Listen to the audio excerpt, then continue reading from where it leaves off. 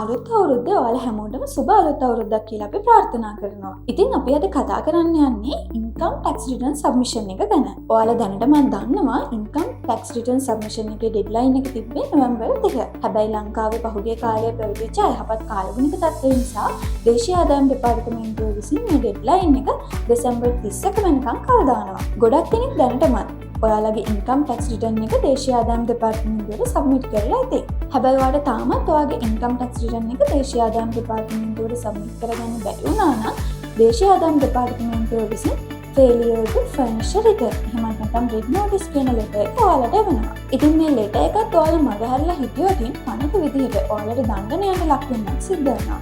ඉතින් ඔයාලට කරන්න තියෙන්නේ බොහොම පහසු දෙයක්. ඔයාගේ ඉන්කම් ටැක්ස් රිටර්න් එක ඉක්මනින්ම දේශීය ආදායම් දෙපාර්තමේන්තුවට සබ්මිට් කරන එක. මේ සඳහා සහාය දෙන්න ඇක්ෆින් බිස්නස් කන්සල්ටන්සි අපි සෝදානමින් ඉන්නවා. අදම අපිට කතා කරන්න.